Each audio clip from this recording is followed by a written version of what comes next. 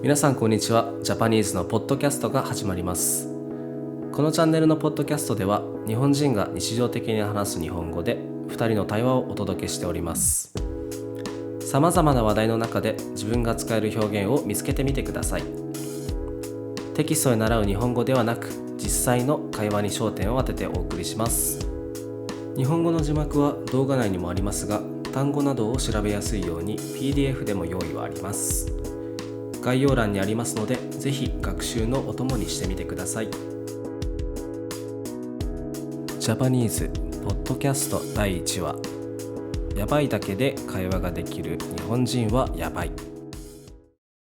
はい、皆さんこんにちは。ジャパニーズのポッドキャストです。今日はこっちゃんと、このラジオを進めていきたいと思います。こっちゃん、こんにちは。こんにちは。ジャパニーズのこっちゃんです。よろしくお願いします。はじめましてですね。はじめましてですね。ですね、今回、このラジオを、収録するきっかけになったのは、日常会話、もう実際のその日本人が使っている日本語の会話っていうところから、どういうふうに、相槌を打つのかとか、こんな感じで受け答えをするのかっていうのをですね、ちょっと参考に聞いてね、見てもらえたらなっていうのを思ってるんですけども、はい。どう？ちょっと最初の収録だから緊張はするよね。緊張しますね。どんな感じでやっていこうかっていう。そういくらこうね生放送じゃなくてもねちょっと緊張する部分はあるんですけども、そこは皆さんにお手柔らかに見てもらえれば聞いてもらえればと思ってます。お願いします。はい。で、今回こっちゃんと私ヘイの方で喋らせてもらうんですけど、基本は丁寧語とか敬語とかじゃなくてタメ語、カジュアルのシチュエーションで使う言葉で喋っているので、そこだけご承知おきをお願いします。じゃあ早速本題の方に入っていこうと思うんですけど、今回のテーマはですね、日本人がよく使うやばいという、フレーズ一つの単語ですね。このやばいっていう言葉だけで正直日本人って会話が成り立っちゃうんじゃないかっていう、説があるんですけど、普段こっちゃんはやばいは使う？だいぶ使う場面は多いかな。そうなんですよね。実際のところやばいって本当にこういろんなシチュエーション、いろんなこう感情に乗せて使うことができる言葉なんだけど、なんだろうな、割と年によって使う使わないとかその頻度って変わってきたりとかね、そういうのはあるかもしれないけど、日常生活の方で使う？日常生活で使うとしたら、うんうん。なんか嬉しい時とはいか、はい。感動した時とか、あとは驚いた時とかは使ううんうんうんうん印象があるかな。そうですね。なんか例えばなんかこういう例、視聴者のみんなにも分かってもらえるような、こういう時にこういう、文章で、そのやばい一言でもいいかもしれないけど、なんかあったりします？私は美味しいご飯食べた時にうわやばって言い方を使う時があるかな。なるほど。めちゃくちゃ美味しいっていう表現をしたい時にこれマジやばい。やばいっていうのがちょっとこう省略するとね、やばっていう言葉になるんだけど、ご飯、それは俺もあるかもしれないな。やばいよりやばって言っちゃう方が多いかもしれない私は。人によっては結構やばを連発する人もいれば、やばいっていう方でね、その表現をする人もいるかなっていう印象はある。言ってる時は一緒だよね。同じ意味でやばもやばいも両方同じことを言ってるよね。そうだね。ただこのやばとかやばいってトリッキーな部分、ちょっとこう難しいニュアンス的にどっちかなっていう時ってあるじゃない？うん。それがすごい美味しい料理だった時に、この料理やばとか、この料理やばいわとかっていうことあるんだけど、まあそんなにこうめったにね、使う機会はないけど、すごいネガティブな時、真逆の本当にうわちょっとこれは美味しくなさすぎるとか、ちょっとこれはなんだろうな、思ってたのよりも違うとか、うん。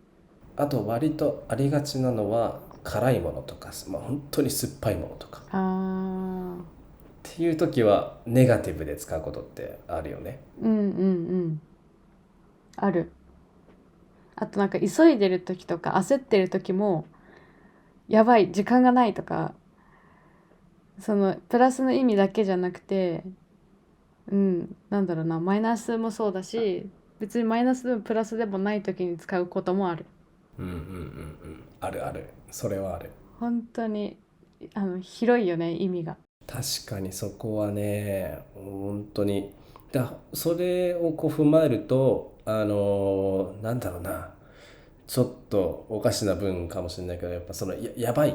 ていうところだけで、要は単語何がやばいかっていう、そこだけが分かれば文章成り立っちゃうよね。うんうん。成り立つね。でもやっぱ文のその文字で打ったりするときにやばいだけだとやっぱ伝わらないことはあるけど、うんその会話してたりとか、あとまあちゃんと会って面と向かって話してるときはもう表情とうんその言い方、トーンとかでうん。プラスなのかマイナスなのかっていうのは判断しないといけないかなっていうのはあるよね。文字だ難しいけだと難しね。くない？うん、テキスト LINE とか、違うこうねアプリとか使ってね、連絡したりするときになんか「やばい、やばくない？」とかっ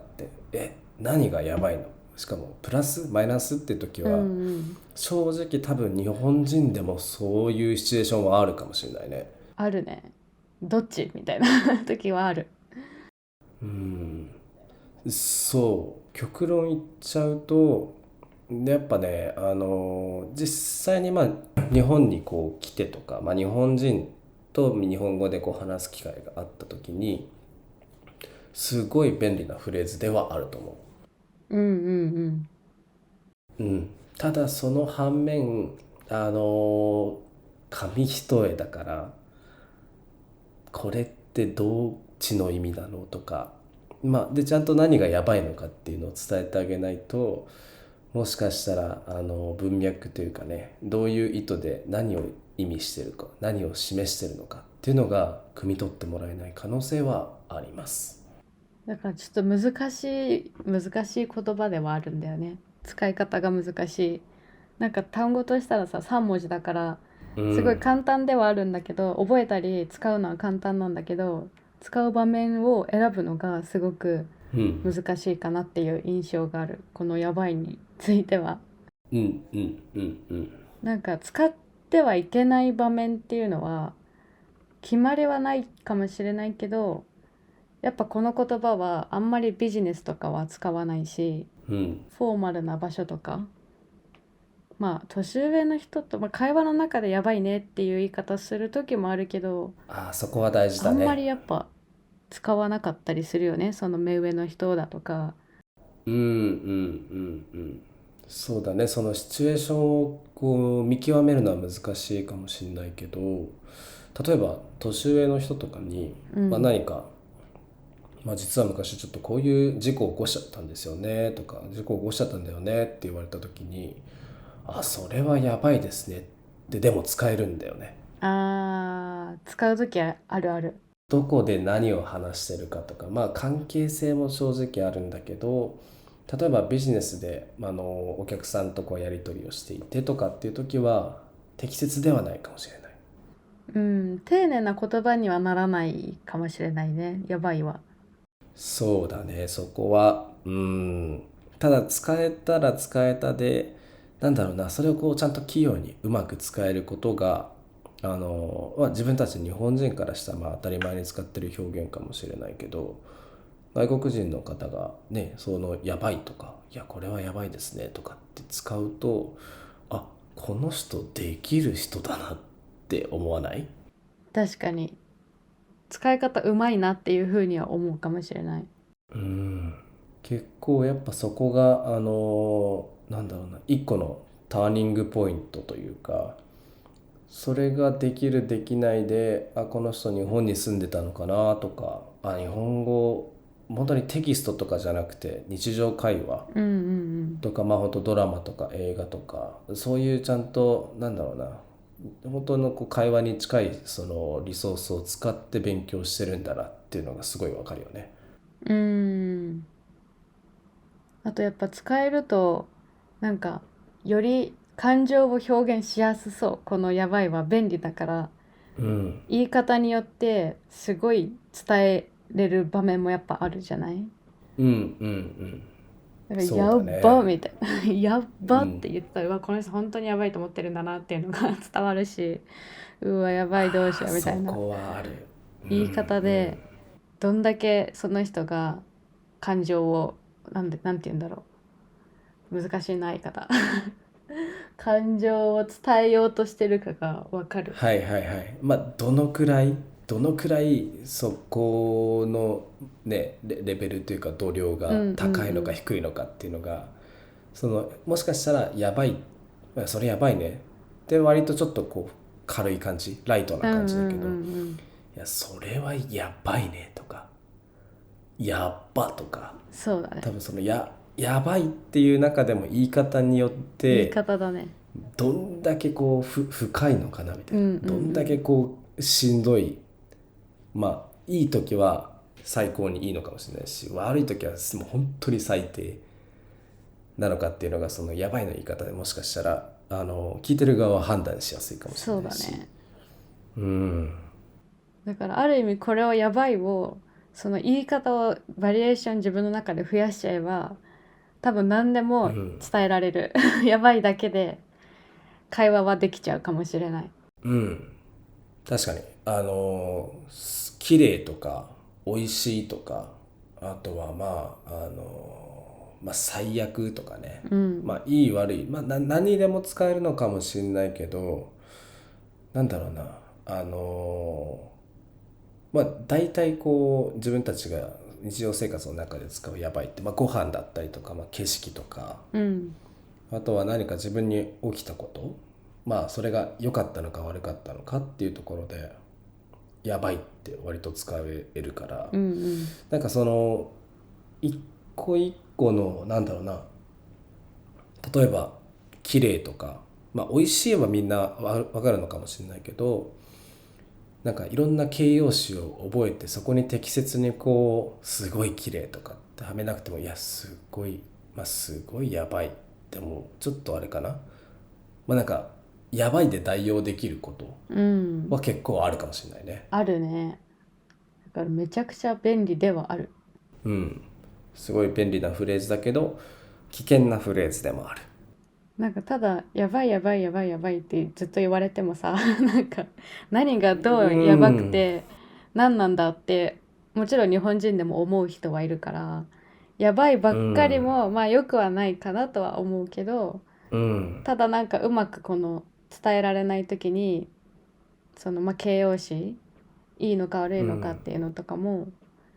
一つ覚えておくとすごく便利ではあるよね。使いすぎにうん。注意ってうん。うん。感じだよね。 うん。そうだね。うん。使いすぎちゃうことによってちょっと信用性というかね、そああの人それはあ自身とかじゃるかも。なくて、うん本当にやばいのかなみたいな、うんうんとか本当に真剣にそう思ってんのかなっていう言葉自体のその重さがね、ちょっとこう軽減されちゃうかもしれないけど、うん、適切に何かちょっとね、本当に最後の引き出しにあるぐらいのところにしまっとくのはいいかもしれないね。そうだね。多分それはもともと若者言葉と呼ばれる若い人が使ってる言葉だからこそ余計にうんそのやばいを連発というかよく使いすぎるとちょっと軽うんく感じられちゃう。そのうんうん本当に思ってるかどうかとか、うん本当は何がどうすごかったのか何がどう悪かったのかっていうのをうん伝えられる方がよりやっぱ表現もできるしうん伝えやすいのはもちろんあると思うけど、うんただ便利そこだけだよね。便利。これにう関してはん本当にただただ便利な言葉。もしかしたらやばい使わないゲームとかあったら結構すぐ負けちゃうかもしれない。難しいかも。うんうんすごい意識しながら何がどうすごかったとかっていうのを伝えるのは、うんある意味それはすごい練習になるかもしれない。うんやばいを使わずにそうだね。他の言葉でちゃんと適切な言葉を使って表現してくださいって言われた方が、本当はそっちの方がいい勉強方法かもしれないけど。そうだね。なんか一番最初にやばいを教えてしまったねこれは最終手段、困った時のやばいじゃなくてやばいを最初に教えちゃったことでなんか怠っちゃうとよくないね。もう全部やばいで通じちゃうからね、日本人まあちょっと今回のその要点をまとめるとじゃないけど、まあすごい便利なフレーズっていうのはまず一つ。まあメリットとしてはまあ本当にいろんな形容詞、いろんなそのね、何かをこう綺麗だったりとか広いだったりとか、まあ汚いとか、まあ美味しいとかね、まずいとか、まあいろんなその言葉の代わりになる、言葉、まあ、若干誇張表現になっちゃうかもしれないけど、やばいっていう言葉で一つで片付けられちゃうから、そこはすごい便利な点だなっていうところがもう一点で、ただやっぱその使いすぎには注意するべきだよねっていうところがまあデメリットかな。そこがまあ1点目のデメリットで、まあ、2点目はやっぱそのやばいにね、力を注ぎすぎちゃうと、他の言葉を覚えるね、そのスペースがなくなっちゃったりとか、癖になっちゃって、もうそれ以外の言葉はもういいや、覚えなくていいやとか、覚えるもうキャパがなくなっちゃうのも良くないから、あくまで本当に最終兵器としてね、そうだね、持っておくのがちょうどいい感じなのかなっていうのは思うかな。そうだね。これはもうやばいだけを覚えればいいっていう話ではないからね。ただただやばいが便利っていうのと、日本人はそれで表現していることが多かったりするっていう話であって、やばいだけを覚えればいいっていう話ではないから、そこは気をつけていただきたいね。そうですね。はい。まあね、ということで、まあ、今回はやばいという、まあ、一番最初に教えるべきでなかった言葉かもしれないけど手始めに僕たちのポッドキャストの中で一つテーマを決めてお話をさせてもらいました。はい。はい。じゃあ今日はまたありがとうございました。ありがとうございました。はい。じゃあまた次回ね、また違うテーマでいろいろと深掘りしてお話を届ければいいと思います。お願いします。はい。では皆さんお聞きいただいてありがとうございました。またお会いしましょう。バイバイ。バイバイ。ご視聴ありがとうございました。このチャンネルでは日本語のポッドキャスト、日本人へのインタビュー、JLPT の単語の覚え方など会話のスキルアップのためにコンテンツをお届けしています。気に入ってもらえたらチャンネル登録、いいねボタンをよろしくお願いいたします。